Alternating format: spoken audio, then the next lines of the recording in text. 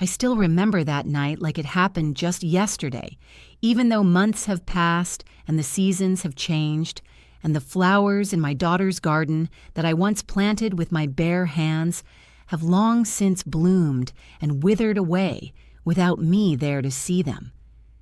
But the sting of that evening, the sharpness of her voice, the way her words sliced through the air like broken glass, that has stayed with me, buried deep in the corners of my heart like a bruise that never quite heals.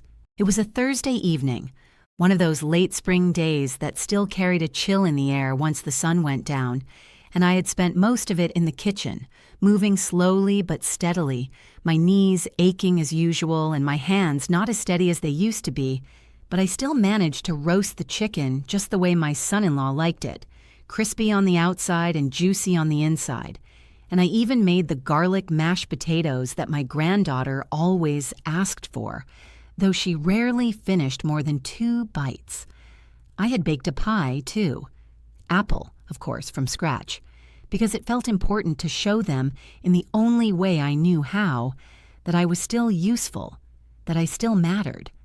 I had laid the table with the good dishes, the ones with the little blue flowers on the edges that reminded me of the plates we had when my husband was still alive, and I even found the linen napkins I'd folded into triangles, just for a little touch of care.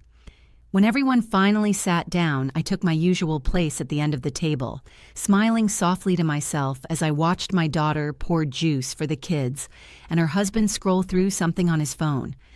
I tried not to mind the silence, not to feel the weight of it, because families go through quiet spells, don't they? Especially when everyone's tired after a long day. We passed around the food, and I listened to my daughter ask her son about school, and I laughed gently when the little one said her teacher was a witch, not the scary kind, just the kind that doesn't let them talk during lunch. And I offered her more mashed potatoes, which she refused, wrinkling her nose in that cute way I used to do as a girl, back when my mother was still alive to cook for me. For a while, it was peaceful, or at least I thought it was. I could almost believe that I belonged there, that I wasn't just some old woman sleeping in the converted laundry room and trying not to take up too much space. But then my daughter turned to me with that tight smile she wore whenever she was about to say something unpleasant, and she put her fork down with a little too much force, and she said, "Mom, we need to talk after dinner." The words hung there for a second, sour and heavy, and something in my chest tightened, though I tried to keep smiling, nodding like it was no big deal. "Of course, honey," I said, though my voice came out quieter than I meant it to. But we didn't wait until after dinner. No, she didn't even wait until the pie was served, or until her husband finished his second helping of chicken. Instead, she looked right at me, right there in front of her husband and her 2 children, and she said it. Not with rage, not even with cruelty exactly, but with this tired sort of finality, like she'd been holding it in for years and just couldn't keep it down any longer. "You're a burden to our family, Mom," she said, and my granddaughter gasped, but no one else said a word. "We can't keep doing this. You're always here. You take up space. You're always in the way. We've tried to make it work, but it's too much. You don't contribute anything anymore, and it's not fair." I sat there, frozen, the fork still in my hand, a piece of chicken cooling on my plate as my ears rang with her words, each one louder than the last, even though she hadn't raised her voice. My daughter, my little girl, who I had rocked to sleep and stayed up nights with when she had croup, who I had worked 2 jobs to help put through college, who I had welcomed back into my home when her marriage first hit the rocks. She looked at me like I was something left in the fridge too long. I opened my mouth to speak, to ask what I had done, what had changed, but nothing came out. My throat was tight and dry, and my hands began to tremble, so I set the fork down carefully, trying not to let them see. Her husband cleared his throat but didn't look at me. "We just think, maybe it's time you thought about another option," he mumbled, "like assisted living, or maybe staying with Aunt Carla for a while." Aunt Carla, who lived 2 states away and had a bad hip and no room for guests. I looked at my grandchildren, hoping for something, maybe confusion, maybe concern. but they were both staring at their plates, silent and still, like they were waiting for it all to pass. Something inside me cracked then, quietly, like a dish breaking in the sink. I swallowed hard, nodded once, and excused myself from the table. I told them I was tired and would go lie down, and I made my way to the tiny room at the back of the house that used to be a laundry room, where the cot creaked beneath me as I sat down, staring at the boxes stacked against the walls, the piles of folded towels, the ironing board that leaned in the corner like a silent witness. And that's when I knew I couldn't stay. They didn't want me there anymore. Maybe they never really had. That night, as I lay on the narrow cot beneath the hum of the old ceiling fan and the faint scent of dryer sheets lingering in the air, I stared at the dim outline of the shelves stacked with laundry supplies and old holiday decorations, feeling like an object someone had put away and forgotten about, something stored in the back of the house until it could be thrown out with the rest of the clutter they no longer needed. And as I listened to the muffled laughter from the living room where my daughter and her husband were watching TV, as if nothing had happened, as if they hadn't just ripped my heart in two, I realized with a slow, sinking clarity that this wasn't my home anymore. Not really, and maybe it never had been, not since the day I first moved in after my surgery when they said it was only temporary, but gradually stopped talking about when I'd leave.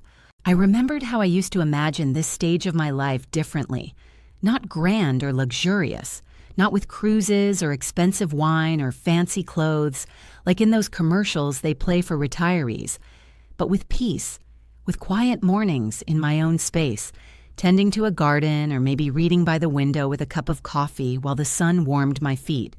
But instead, I had spent the last 3 years tiptoeing around someone else's house, trying not to be in the way, folding their laundry, babysitting the kids at the drop of a hat, cooking dinners no one thanked me for, and telling myself that this was love, that this was what family did for each other, even if it came with sighs and passive-aggressive remarks and the constant silent suggestion that I had overstayed a welcome no one ever officially gave me in the first place. I thought back to the early days when I first arrived with my small suitcase and an aching body, still healing from hip replacement surgery, and too proud to admit how scared I was of being alone. And I remembered how my daughter had smiled, a smile that seemed warm at the time, and said, of course I could stay. Of course they had room.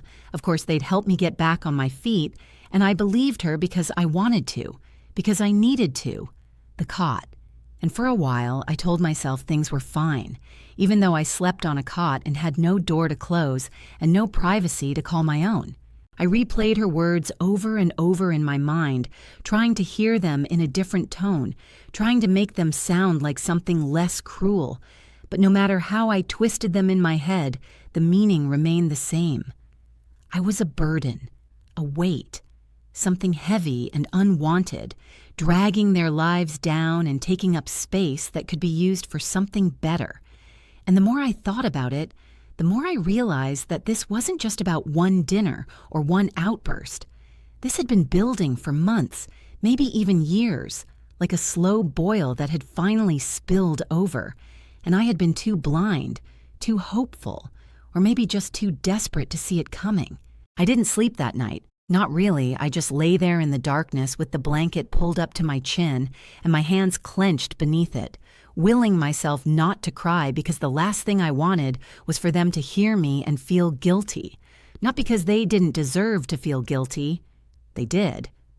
But because I didn't want to give them the satisfaction of thinking I was fragile, like some porcelain figurine they had to handle with care until they could find a way to pack me up and send me somewhere else.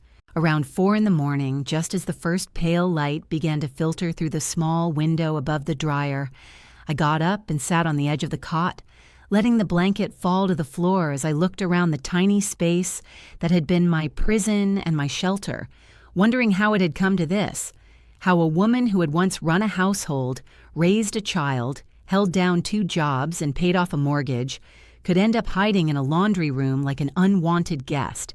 And somewhere deep inside me, a small but steady voice began to whisper that maybe I didn't have to stay, that maybe I could leave before they pushed me out, that maybe walking away with what little dignity I had left was the only real choice I had.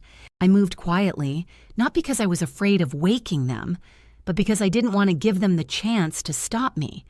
Not that I thought they would, but I didn't want to see their faces, didn't want to hear their empty reassurances or hollow apologies or promises that things would get better, because I knew now that those promises were just words. Just things people said to make themselves feel better when they knew they'd gone too far. I pulled my old suitcase from under the cot, the same one I had brought with me when I moved in, and began to pack it with the few clothes I had, folding them neatly out of habit, even though my hands were shaking and my eyes burned with exhaustion. And I took the framed photo of my late husband from the shelf, the one thing I couldn't leave behind, because even though he'd been gone for almost a decade, he was the only one who had ever made me feel like I was more than just useful, like I was loved for who I was and not for what I could do. When everything was packed, I sat down for a moment and stared at the room, not because I would miss it, but because I needed to see it one last time, to burn it into my memory as a reminder of where I had been and what I had survived. And then I stood, lifted the suitcase with both hands, and walked out the back door without looking back, stepping into the early morning light with nothing but my bag and the quiet resolve that I would never again allow anyone, not even my own daughter, to treat me like I didn't matter. As I walked down the narrow hallway toward the back door with my suitcase in one hand and my purse clutched tightly against my side like it held something more than just an old wallet and a bottle of aspirin, I passed by the living room and heard the soft murmur of the television still playing. Some late-night infomercial selling kitchen gadgets or miracle creams with too-good-to-be-true promises. And for a fleeting moment I hesitated, because even though I was sure they had all gone to bed by now, there was always the possibility that someone was still awake. And if my daughter saw me leaving in the dim glow of that lamp-lit room, suitcase in hand and coat draped over my arm, she might say something. She might ask where I was going or tell me to stop, and I didn't know if I had the strength left to answer her without breaking completely. I stood there for just a second, motionless and breathless, listening for footsteps or a sudden voice from the shadows. But the house was silent except for the ticking of the old clock on the wall and the distant hum of the refrigerator, and I thought maybe, just maybe, I could slip out unnoticed, like a ghost finally released from the walls that had held her. But then, as I turned the corner toward the back door, I caught a glimpse of my granddaughter sitting on the bottom stair in her pajamas, knees pulled up to her chest, eyes wide and glassy like she had been crying quietly in the dark. And for the briefest, most piercing moment, my heart stopped. She looked at me. Really looked. Not like a child looks at an old woman she barely knows, but like a daughter looks at her mother when something inside her is unraveling and she doesn't have the words to explain it. And I felt every part of myself want to crumble, to drop the suitcase and fall to my knees and hold her and say something comforting and familiar, something like, "It's going to be all right," or "I'm not leaving forever," or "I still love you more than you'll ever know." But the truth sat in my throat like a stone, heavy and impossible to speak, because this wasn't her fault and she didn't deserve to carry the weight of what had been done to me. And I couldn't pretend anymore that I could stay for her sake when no one else in that house wanted me there. She opened her mouth as if to say something, maybe a question or a plea or just my name, but then she stopped and looked down at her feet, and I could see her little hands trembling just enough to make my vision blur with tears I had tried so hard to hold back, and in that fragile silence, something passed between us, a kind of quiet understanding, like two people on opposite sides of a closed door who can hear each other breathing but can't find the key. And I wanted so badly to go to her, to kiss her forehead and tell her she was always my sunshine, the way I used to when she was 3 and afraid of thunder. But instead, I nodded slowly, not out of coldness, but because anything more would have broken me in half. She stayed on the stairs, and I walked to the door, my fingers brushing the cold metal of the doorknob. And I thought I heard her shift behind me, like she was about to follow or maybe say, "Wait, don't go." But then the television changed to a commercial with bright music and cheerful voices, and she flinched like a spell had been broken, like the moment we almost shared had dissolved into the air between us. And I knew then that this was goodbye. Not the kind that comes with hugs or packed lunches or promises to write, but the quiet kind, the kind that lingers in the back of the mind years later, when someone wonders what they could have done differently but never gets the chance to find out. I stepped out into the early morning cold, pulling the door shut behind me with a soft click that echoed louder than I expected, and stood there on the porch for a moment, staring out at the pale light beginning to rise over the trees beyond the backyard fence. And I let myself feel the weight of what I had done, not with regret exactly, but with the bitter-sweet relief of someone who has finally walked away from a long, slow-burning fire before it could consume everything she still had left inside. The morning air hit me like a soft slap as I stepped off the porch and wheeled my old suitcase down the uneven sidewalk, the little wheels bumping over every crack and pebble. And I remember thinking how strange it was to be walking away from a house I had spent years in without a single voice calling after me, without a window opening or a porch light flickering or even the faintest sound of a door creaking as if someone had changed their mind. And I suppose a part of me had still hoped, even after everything, that someone would care enough to stop me, to ask me where I thought I was going at this hour with a bag in hand and no plan at all. But no one did, and maybe that was the clearest answer I'd ever get.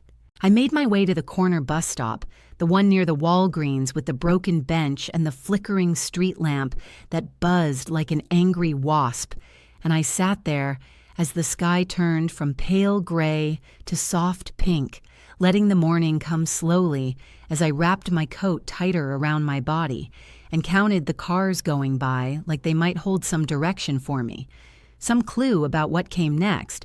But all I had was $34 in my purse, a half-used monthly bus pass, and a handful of quarters I'd scooped out of the kitchen drawer when no one was looking. When the bus finally came, I climbed aboard and took a seat in the very back, not because I liked the view or the quiet, but because I didn't want anyone to sit near me, didn't want to have to explain why a woman of 66 was riding the city bus with a suitcase at sunrise looking like she'd just escaped something she hadn't realized was a prison until the doors slammed shut behind her. I didn't have a destination, not really, just an old address scribbled on a piece of paper in my wallet, the name of a weekly motel on the other side of town that I remembered passing once years ago, the kind of place people stayed when they had nowhere else to go and no one waiting for them to come back. And I thought maybe that was fitting. Maybe that was exactly where I belonged now, at least for a little while, just until I could figure out what life was supposed to look like when you've been erased from someone else's future, but still have to wake up and live your own. The motel smelled faintly of bleach and burnt coffee, and the woman at the front desk looked at me with a kind of detached pity, the way people do when they've seen too many faces like mine walk through those doors, and she gave me a key without asking questions, just slid it across the counter like it was nothing. But to me, it felt like the first thing I'd earned in years that wasn't given begrudgingly or with conditions. And when I stepped into the room, small, square, with thin curtains and a humming mini-fridge and a sagging bedspread printed with faded roses, I felt an unexpected wave of calm roll over me, not because it was beautiful or welcoming, but because it was mine, at least for now, and no one could tell me to leave or to be quiet or to stop using the hot water so often. I set my suitcase down gently in the corner, sat on the edge of the bed, and let my shoulders drop for the first time in what felt like months, maybe even years. And I listened to the sound of the old air conditioner rattling in the window, the faint traffic humming beyond the walls, and realized that for the first time in a long time, I didn't have to explain myself to anyone. Not where I was going, not what I was doing, not why I was tired or why I wanted to sit in silence with a cup of coffee and no conversation. And even though it wasn't perfect, even though it was far from the retirement dream I once had, it was honest, and it was mine. That first night, I didn't cry the way I thought I might. I didn't fall apart or break down or whisper to the ceiling in search of answers. I just lay on the bed with the television off and the lamp still on, staring at the ceiling with its water stains and tiny cracks, thinking how strange it was to feel this kind of peace in such an unfamiliar place. And somewhere deep inside me, a small voice whispered that maybe starting over at 66 wasn't foolish or desperate. Maybe it was brave in a way that no one else had the courage to understand.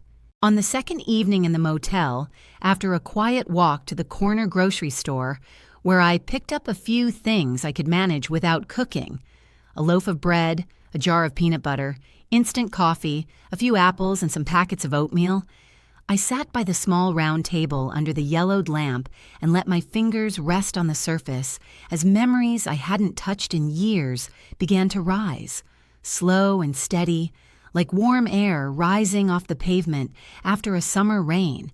And for the first time since I walked out of that house, I let myself remember not just the pain of how it ended, but the truth of everything I had once been before the years softened me into something they thought was small and forgettable. Long before my hair turned silver and my joints began to stiffen, long before I was someone's burden or someone's grandmother or a shadow in the hallway trying not to disturb anyone, I was a woman who had built something out of nothing with her own two hands, who learned how to balance checkbooks by candlelight while my daughter slept in the other room and I waited for the next shift at the diner, who ran a small tailoring business out of our garage for nearly 10 years, while also cleaning houses during the day just to keep the electricity on and my little girl in shoes that fit her feet as she grew faster than I could keep up. What no one knew, not even my daughter, not fully, was that the little business I once ran, the one with the sewing machine humming late into the night and a stack of hemmed pants and repaired coats ready by morning, was more than a side job or a hobby. It was what saved us when her father passed unexpectedly and left us with nothing but a broken-down truck and a mortgage we couldn't afford. And I still remember sitting on the kitchen floor one night, bills spread around me like storm debris, and making the decision right then and there that we would not lose the house, no matter what I had to do. It wasn't glamorous work, and it certainly didn't make headlines, but by the time my daughter turned 16, I had paid off the house in full, every last dollar scraped together through long hours and worn-out hands. And I remember signing that final payment slip at the bank with tears in my eyes, not because I wanted praise or gratitude, but because it meant security. It meant I had done it. I had carried us both through the storm without letting the water drown us. But life moved forward as it always does, and eventually my daughter left for college, and I let the business slow down so I could rest my tired back and read books I'd collected, but never had time for. And when she got married, and life began to swirl around her like a whirlwind of work and bills and babies and stress, I never brought it up, never reminded her of what I'd done, never mentioned the years of sacrifice or the fact that the very ground she built her new life on was laid stone by my own exhausted hands, because I believed that love didn't keep score and that being a mother meant giving without needing repayment. Even when things got hard again and she called one night crying about their mounting debt and the risk of losing their home, I didn't hesitate. I took the money I had saved quietly over the years, the small inheritance from my sister's passing, and the savings bonds my husband had left tucked away in an old cookie tin, and without a second thought, I signed it over to her, telling myself that of course she deserved it, that of course this was what family did, that giving her and her children a chance at stability was more important than my plans for comfort in old age. And I suppose that's the part that stayed hidden all this time, the quiet truth that everything they took for granted was something I had bled to provide, piece by piece, sacrifice by sacrifice, until there was almost nothing left of me except for the echo of who I used to be. And it wasn't that I wanted them to grovel or shower me in praise, but on that night when she looked me in the eye and told me I was a burden, not even with anger, just with the weary irritation of someone who thought they were cleaning out a closet, I realized that all of it, the work, the giving, the years of holding them up, had disappeared in her memory like steam from a kettle that no one thought to watch. Now, sitting at that small table in a room that smelled faintly of old linens and lemon disinfectant, I thought about the woman I had been, the woman no one saw anymore, and I made a quiet promise to myself that I wouldn't let her vanish, not again, because even if no one else remembered what I had done, I did, and that memory was mine to keep. And maybe, just maybe, it would be enough to start over. It started on the third evening, not because I planned to do it or even thought I should, but because the silence in that little motel room had begun to press in from all sides like a slow, invisible weight. And as I sat at the desk with the small lamp casting a dull glow across the scratched surface and the hum of traffic outside rising and falling like the tide, I found myself pulling an old notepad from my suitcase, the one I always kept in the side pocket in case I needed to make a grocery list or jot down a phone number, and without thinking too much about it, I picked up a pen and began to write her name at the top of the page. At first, I wasn't sure what I was doing, and the words came slowly, unevenly, like they were waking up from sleep and unsure if they should come out at all. But the more I wrote, the more the dam inside me began to crack open, and before long, the ink flowed freely, moving across the paper like a river that had been dammed for too long, carrying with it everything I had held back, every little hurt, every unanswered moment, every thought I had swallowed over the years in the name of peace and love and not making things harder for her. I wrote about the night she called me selfish for reminding her that I was tired after watching the children for 12 hours straight without so much as a thank you, and how I bit my tongue and told her it was fine, even though my legs had ached and I hadn't sat down all day. I wrote about the time I heard her laugh on the phone with a friend, joking that having me in the house was like living with a roommate who never paid rent, and how I sat in the next room pretending not to hear while folding laundry I hadn't worn myself in years. I wrote about how much it hurt when she began locking her bedroom door at night, not for security, but to shut me out, as if I was something she needed to keep away from her real life. But I also wrote about the good memories, not because I wanted to excuse her, but because I needed to remember that it hadn't always been this way. That there were once Saturday mornings when she crawled into bed with me and we laughed at cartoons while eating dry cereal from plastic bowls, and nights when we sat on the porch counting stars, and I told her that she could be anything she wanted, that she was smart and strong and beautiful, and that the world would be lucky to have her in it. And I realize now how much of that I still believe, even after everything, even after the way she looked at me like I was something heavy tied to her ankle instead of the hand that once held hers across every hard road. I filled 3 pages that first night, not trying to organize the words or soften them, just letting them fall where they wanted, unfiltered and real. And when I finished, I didn't tear them up or seal them in an envelope. I just folded the pages neatly and placed them inside the drawer of the desk, not to be hidden but to be honored. Not for her, but for me. Because I needed those words to exist somewhere outside of me, not festering or fading, but living, finally spoken, even if never heard. Over the next few days, I wrote more.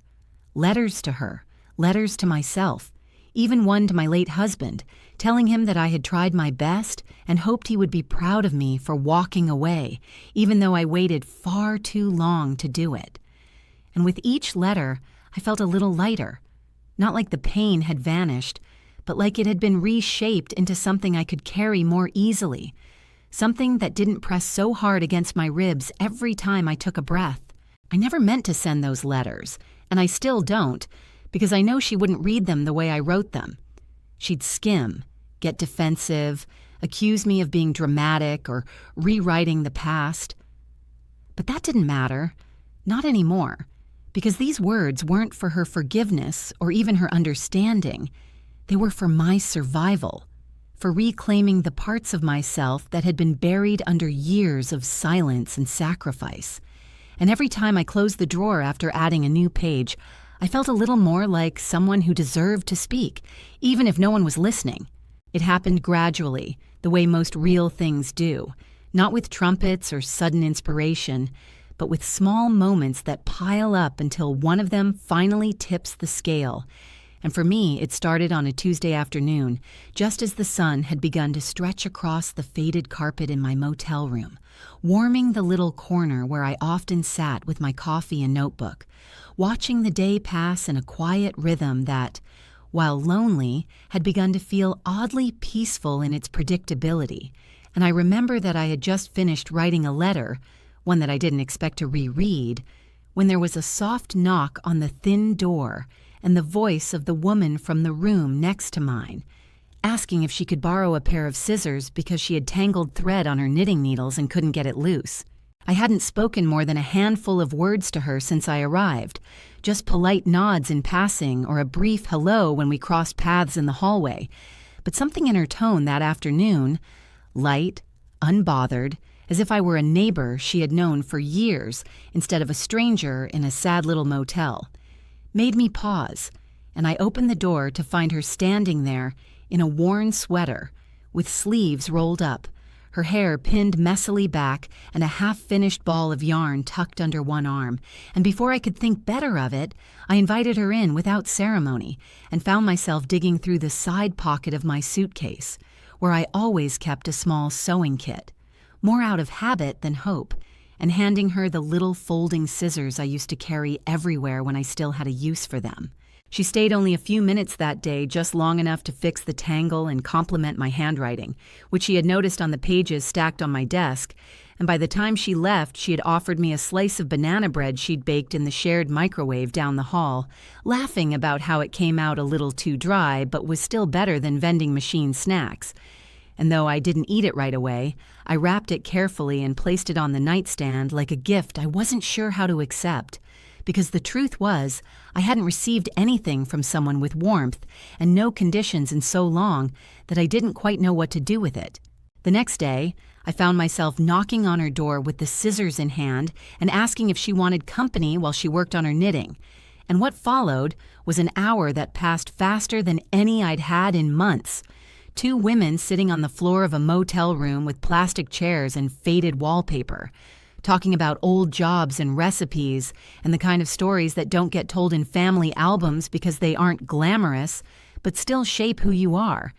And as we spoke, I realized that I had been so focused on what I had lost that I had nearly forgotten what I still knew how to do. I told her, almost in passing, that I used to sew for a living. Real sewing. Not just patching buttons, but alterations, custom hems, even some design work back in the day when I had regular customers and a name people recommended. And she looked at me with something I hadn't seen in a long time, not pity or politeness, but genuine interest, like what I knew mattered, like my skills hadn't expired just because I no longer used them.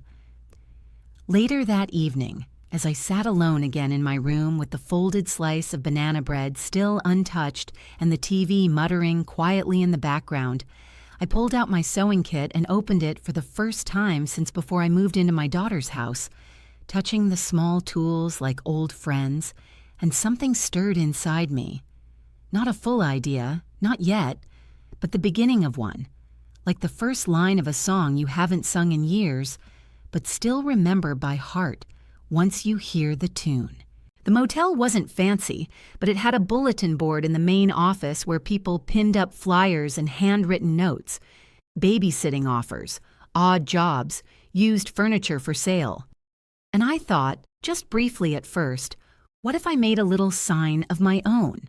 Nothing complicated, just a note that said I did sewing, mending, alterations, with a phone number written neatly at the bottom in the handwriting that neighbor had admired, because maybe someone would call, maybe not, but at least I'd be trying, at least I'd be doing something that belonged to me.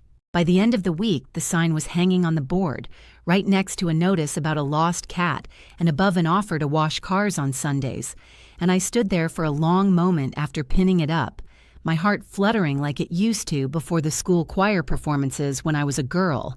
Not because I was afraid exactly, but because putting yourself back out into the world after so long feels like offering your hands to be judged again, and you never quite know if they'll be accepted or brushed aside. But that night, as I turned off the lamp and pulled the blanket up to my chin, I felt something I hadn't in a long, long time. Not hope, not quite, but maybe the first flicker of it, steady and quiet and entirely mine. It had been almost 3 weeks since I left their house, and during that time, I had begun to build a life not big or glamorous, but mine. A life made of little rituals and quiet victories. Folding shirts for a woman down the hall whose hands shook too much to hold a needle. Repairing a hem for a man who needed to look sharp for a job interview, even though his jacket was 20 years old. Answering phone calls from strangers who had seen my note in the motel lobby and trusted that a woman who took the time to write her number that neatly must care about her work. And though my days were simple and my bank account modest, I felt something steady growing inside me, like the roots of a tree that had been blown sideways but never broken. I had just finished hand-stitching the waistband on a floral skirt for a kind young woman with tired eyes when my phone rang.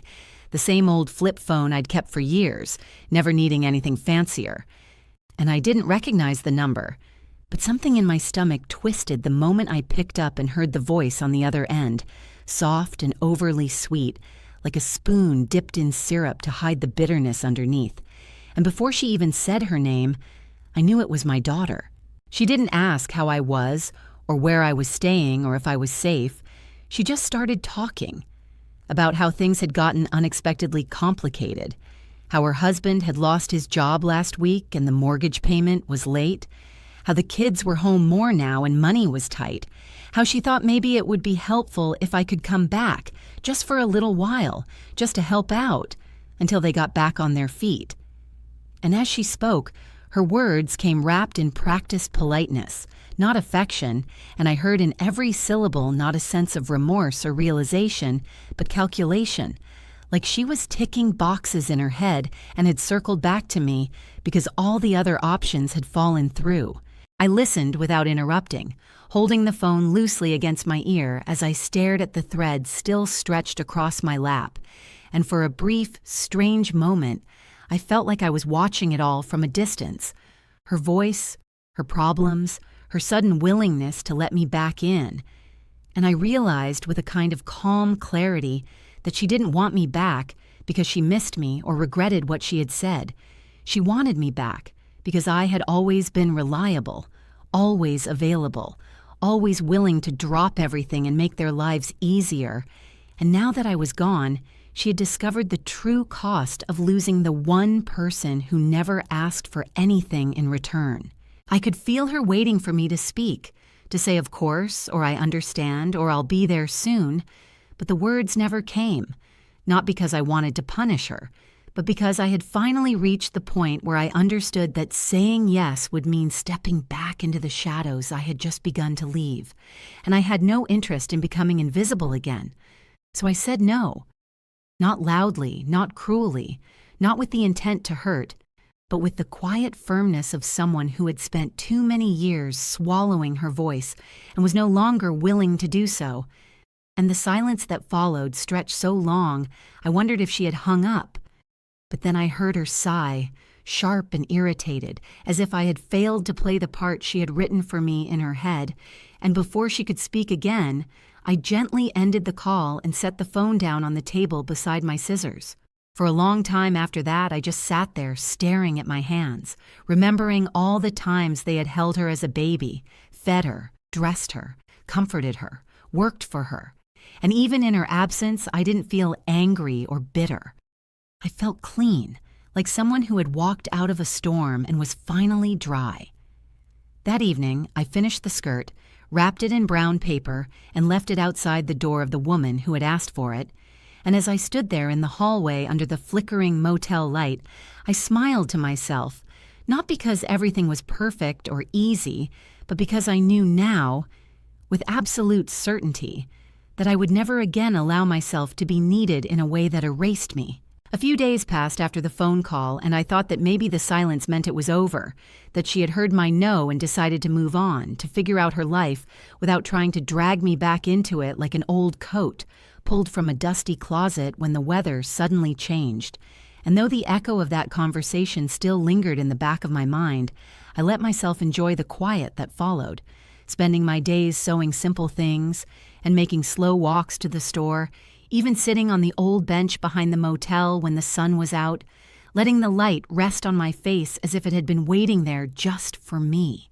But peace has a way of being interrupted when you least expect it, and that interruption came one afternoon when I went to the motel lobby to ask about extending my stay by another week, and noticed that the manager's teenage niece, a sweet girl who helped out sometimes behind the desk, was sitting with her phone in hand, giggling softly at something she was scrolling through on the screen, and as I waited for her to finish ringing up a guest, I glanced at the phone, not out of curiosity, but because it was bright and right in front of me, and in that instant, I caught sight of a post that stopped me cold. It was a photo, one of those casual snapshots taken around a dinner table, a little blurry, not well lit, and I recognized the scene immediately. Not just the house or the furniture, but the people. My daughter and her husband and the kids, all sitting at their familiar table with plates half full, pretending to smile while the caption told a different story entirely. There were words typed underneath, not long or dramatic, just a few lines that struck like a needle in the heart. Something about family burdens, about doing too much for someone who gives nothing in return, about how exhausting it is to care for a parent who refuses to help or appreciate what's done for her. And though my name wasn't written, it didn't need to be. Not with that photo, not with that tone, not with the comments from friends sending her love and support and telling her how strong she was for making hard choices. I stood there, holding my little envelope of cash and the receipt for the next week, and for a moment everything around me faded. The sound of the front door opening, the hum of the vending machine, even the warm breeze drifting in from the cracked window.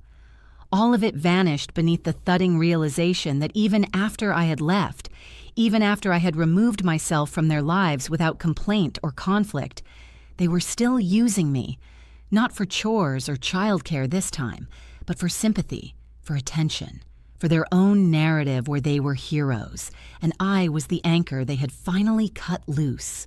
It hurt, in that familiar sharp way I had come to know too well, but beneath the sting, there was also something new.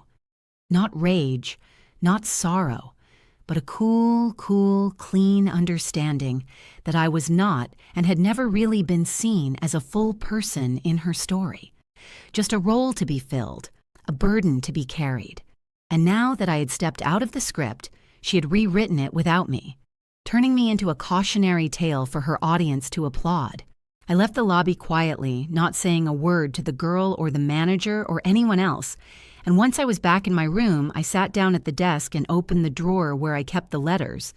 And though I didn't plan to write a new one that day, I read through the old ones, slowly, like tracing the shape of a wound that had already begun to heal.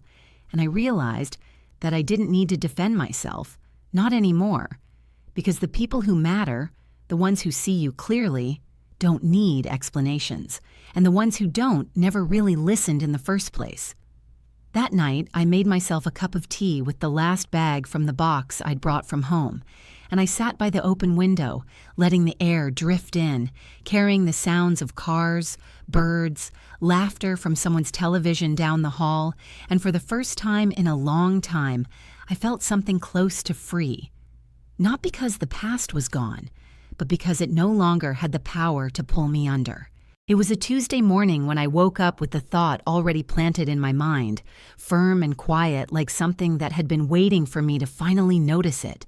And as I sat at the edge of the bed, rubbing the sleep from my eyes and watching the first light crawl across the curtains, I knew with a calm certainty that it was time to take care of something I had been avoiding, not out of fear, but because for so many years I had assumed there would always be more time, more clarity, more reason to wait.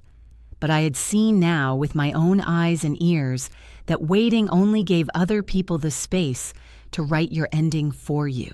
I got dressed slowly, pulling on the nicest clothes I had brought with me, a soft cardigan and my slacks that still held a faint smell of lavender from the drawer at my old house. And I tied my hair back the way I used to when I wanted to be taken seriously. Not because anyone would see me, but because I needed to feel like the version of myself who had once walked into a bank with confidence and paid off a house on a waitress's salary and quiet grit. The lawyer's office wasn't far, just a 15-minute bus ride downtown and a short walk past the courthouse. And I remembered the building from years ago, back when I had updated my will after my husband died, leaving everything to my daughter, because at the time she was all I had, and it seemed natural, the default choice, the obvious one, because I loved her and believed she would honor that love with kindness and memory. But now I saw how blind that trust had been, how easy it was to give everything to someone who saw you only as a stepping stone, something to stand on until they could reach a higher place and forget how they got there. The office smelled like coffee and printer ink, and the receptionist barely looked up as she handed me a clipboard and asked me to wait, and I sat there filling out forms with hands that didn't shake, signing my name in confident strokes while thoughts raced in the back of my mind. Not angry thoughts, not even bitter ones, just practical, clean decisions, like someone folding linens and putting them away for good. I changed everything that day.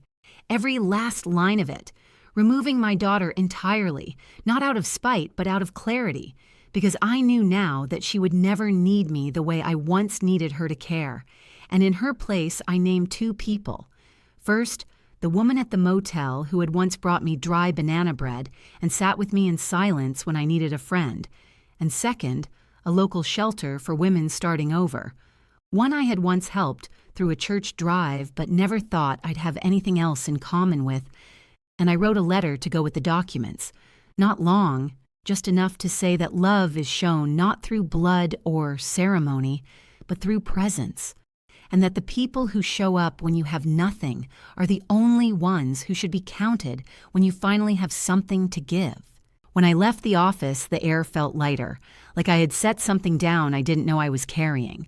And though the sidewalk was cracked and uneven, my steps were steady, as if the ground had finally stopped shifting beneath me. What I didn't know and couldn't have expected was that the changes I made that day would set something else in motion, something I wouldn't discover until a letter arrived 3 weeks later, sealed in a thick white envelope with a law firm's return address, forwarded from the motel after I had moved into a small rented apartment in the North End. A place with quiet neighbors and an old tree that dropped yellow leaves like confetti onto the porch each afternoon. Inside the envelope was a copy of a legal challenge. My daughter had somehow found out about the new will, maybe through public filing or a mutual contact, and now she was contesting it, claiming undue influence, mental decline, anything she could grasp at to get what she believed was rightfully hers. And as I sat at the table with the pages spread before me, I didn't cry or panic. I laughed, not with joy, but with the kind of dry, breathless disbelief that rises when someone who once cast you out suddenly decides you're valuable again now that there's something to inherit. I handed the case over to the same lawyer who helped me write the new will, and he assured me, with calm professionalism, that my mind was sharp, the documents airtight, and her claims had no ground. But still, the very fact that she would try, that she would attempt to take even the last decision from me, stung in a new, colder way, like salt rubbed into skin that had only just begun to heal. For weeks I heard nothing. No letters, no calls, no noise.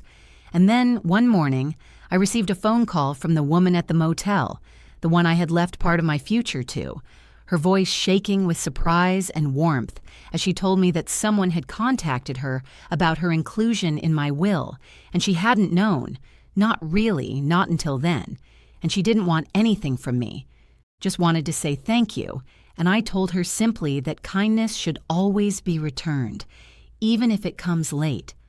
But the true justice, the one I hadn't expected, came not in court, but in consequence.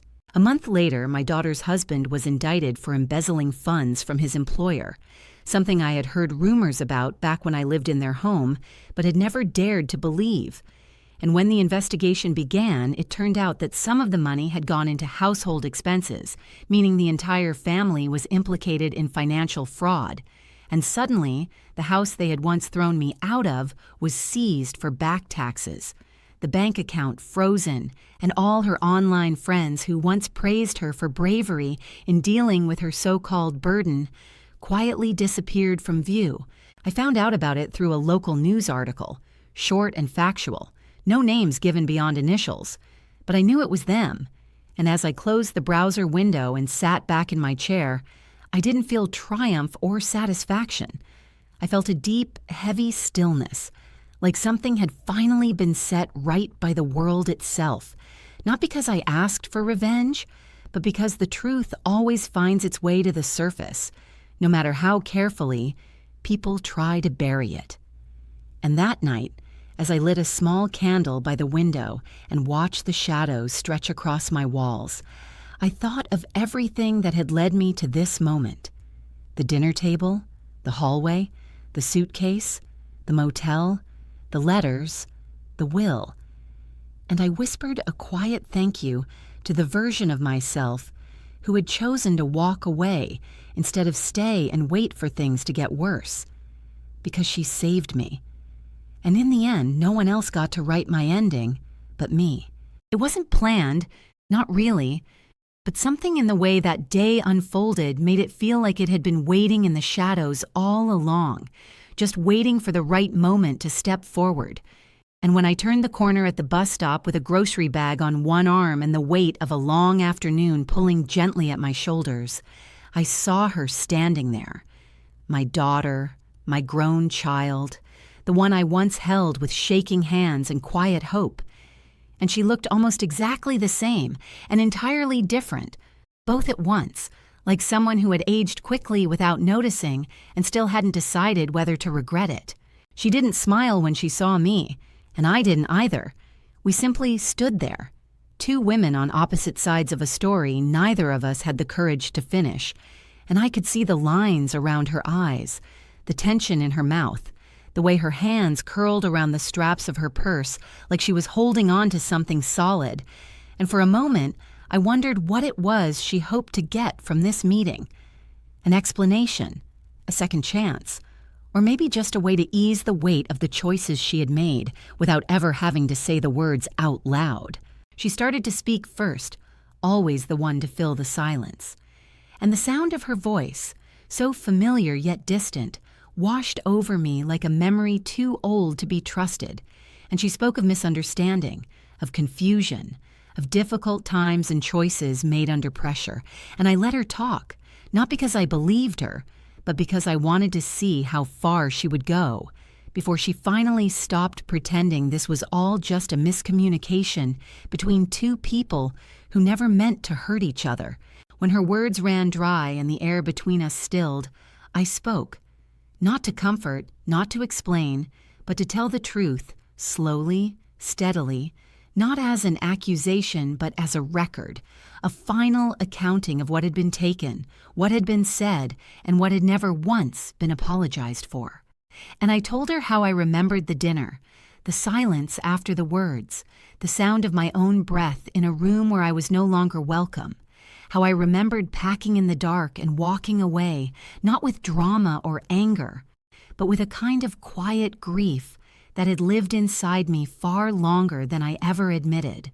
I told her that love without respect is just obligation wearing a smile, and that I had no interest in living out the rest of my life being tolerated, half included, made to feel like a guest in a home I helped hold together through years of sacrifice she never once truly acknowledged. And I said these things not to wound her, but to set myself free, because I finally understood that speaking the truth, even if no one was listening, was the only way to reclaim the pieces of myself I had left scattered behind over the years, like breadcrumbs no one bothered to follow. She didn't cry, and neither did I.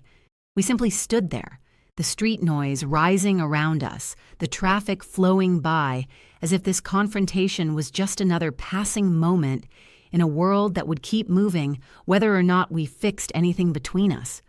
And when it was over, when there was nothing left to say, I nodded once, not as a goodbye, but as a full stop, a period at the end of a sentence that had gone on far too long without meaning. Then I turned and walked away. Not quickly, not dramatically, just with the slow, steady pace of a woman who knows where she's going even if she's still learning what it means to arrive.